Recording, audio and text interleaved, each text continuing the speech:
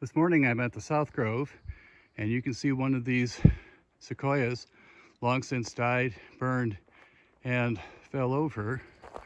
And as we go walking up to the other side, you see a pretty interesting phenomenon.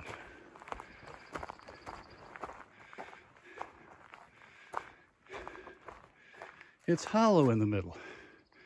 This is called a bear slide. You can just imagine bears just getting in here and just sliding down, especially if there's a little bit of snow on the ground. The reason it's the reason it's hollow is because these trees, although they have a very thick bark, which is very fire resistant, they grow so old that they die out in the center because all the activity for a tree's life is on the exterior of the tree, called the cadmium layer, and the inside dies. So if a fire actually does break through, it actually goes in and smolders and actually burns out the inside of the tree. The tree's still alive when that happens, but it's very interesting to see how it actually just burns the whole thing out. You can also see, even though the tree's alive, you can actually see new growth of various plants growing on its roots. So again, it's slowly decomposing, but it's also giving life right now. This is one of the first stands of trees, live sequoias, that you see here in the park. And those are very healthy middle-aged trees right there. We'll see some more as we go further up. I usually tell when redwood's nearby because you can see the redwood cones. Here's one on the ground, and you can see how really small they are. They're tiny egg-shaped type things. There's thousands of those on a tree each year. And here's the little baby sequoia right next to the trail. They have a very distinctive needle on them, very primitive. You can see they look almost like a I can't think of it just right now, but a garden variety hedge that's very common in homes. About the South Grove is that you can just walk up to these tremendous trees. Here's a teenager, probably about 400 or 500 years old, and you can see that the bark is really soft and really almost like styrofoam, it feels like. There's no oils, and it contains lots of tannins so that it doesn't catch fire, and the tannins keep a lot of the insects out. So, but you can always tell a redwood sequoia when you can come up and touch its bark and it feels like you're just pushing it on styrofoam. You can always tell when there's a sugar pine around by these massive cones that they grow. And you can see it compared to my shoe, how really large these cones are. They grow actually at the very tip of the pine branch, and squirrels will go up when they're still green. They want to get to the seeds inside, and they'll gnaw on it to actually cause them to drop down to the ground and bust open so that they can eat the really fresh fruit that's inside. And we had a friend, we were camping in Kings Canyon, and a squirrel did that to one of these things, and it landed on his windshield. And let's just say it was barely drivable. That's where the agassiz, we're heading towards the agassiz tree. I know it looks like agassiz, but it's said agassiz. And you'll know it when you see it. Be there in a few. This is a fir tree, and you can see there's some really ugly scars on the outside of this tree. Fir trees are the first to germinate and the first to die. They get diseased. This little scar here was caused by something called a pygmy mistletoe, which burrows in and sets its roots inside the tree. And then once it grows out, it actually causes damage to the tree, and then fungus gets in there and causes this kind of damage. One interesting thing about the pygmy mistletoe is that when it seeds, it actually gets ready to eject its seeds. It actually shoots up to 20 feet in any direction in order to further disperse its seeds like that. It's strictly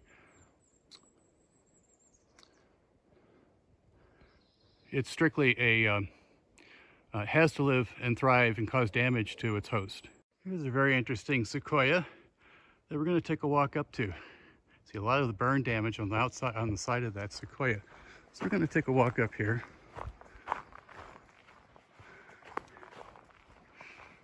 And get a closer look. And what you realize is you can see right through this thing. It's completely burned out on the inside. So we're going to walk a little closer. Looks like there's been a little snow damage, things falling in here. There was some very, very heavy wet snow this late winter, and it caused a lot of trees to go down and a lot of damage. But what we're going to do is look up, and you can see why they call this the chimney tree. Amazing. Also, you'll notice that the bark is actually starting to wrap itself around the burned out surface, and they'll actually work at trying to self-heal like that. I don't think this one's going to completely self-heal, but you can see the bark. It's quite thick. It's probably about 6 or 8 inches thick of that bark where it's trying to heal. There are over 1,000 sequoias in the South Grove. How do we know that? Well, someone actually went in and identified and counted them, gave them numbers. At some point, you just go, there's another sequoia, there's another sequoia, there's another sequoia. It's just fantastic down here. You're just walking along the path, and what do you see? You look up and you see that. Across quite a few on the trail, but all you have to do is look off just a little bit in the distance, and you just see many, many more of varying ages and sizes. I said, there's another one, and another one, and another one. The hits just keep on coming. How about that? The maintenance people, when they came, and this tree fell this year, and so what they did is they built a little step just for us. There are very few named trees in the South Grove. Unlike the North Grove, this tree is called the Palace Hotel. And take a look at that. See how it's all burned out in the center. And the reason it's called the Palace Hotel is because someone looked at it one time and compared it to the lobby of the Palace Hotel in San Francisco. Another view of the Palace Hotel. An incredible tree. In case you don't know where you are, there's the agassiz tree. So what does it look like? You go around here and say, oh my goodness, look at that tree. This is the most massive tree in the park. There's a lot of sunlight behind it, so I don't know how good this picture will be, but it is just incredible. It's about 26 feet across at 5 foot. And so I have a picture of me that I share with people standing by the agassiz tree. So what's also fascinating about the agassiz tree, people come up, they see it, they take pictures, incredible. And then they go back. But I try and tell people that the real surprise is on the back side over here. So what does it look like back here? There's also been some damage back here too. You can see a little bit of the tree damage there. Down the trees. And you go over to the back side, and then you see this. So again, this very ancient tree burned out in the center, and it's still alive and still growing. And again, you can see the bark is trying to heal the scars. Absolutely fascinating. Second most massive tree in the United States. That's the General Sherman tree in Sequoia National Park, just south of here, is the largest one. But we're awfully proud of this. True, it was here last year, but this is the first time I've seen this little guy. Probably about 4 foot tall, just right here next to the path. But we're getting close to the agassiz tree now because we're coming across what we call Vaughn's babies.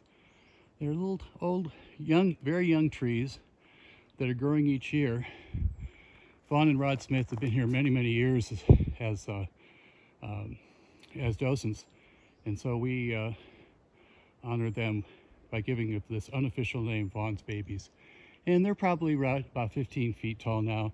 She remembers them when they were just knee-high to a grasshopper. Back down from the agassiz tree, this will be our last video, and you can see behind this dogwood here, this huge, beautiful sequoia. Just walk right up to it almost, and we're going to walk down the path, and all of a sudden you realize you're going through what looks like a building or something, and you realize that that's the root of a tree, and the tree has fallen many, many years ago, and you walk right between the original stump and the tree, just like this, right through the middle. And again, you can see right through the center of the tree. This is also where it got burned out on the inside over the years. And the tree just keeps going and going. And you can see it just going up the hill, this massive, massive sequoia. And this is my happy place down here. I'm glad they put this tree trunk here because it's just nice to come here. Big Tree Creek is coming through here. Nice little soft water background.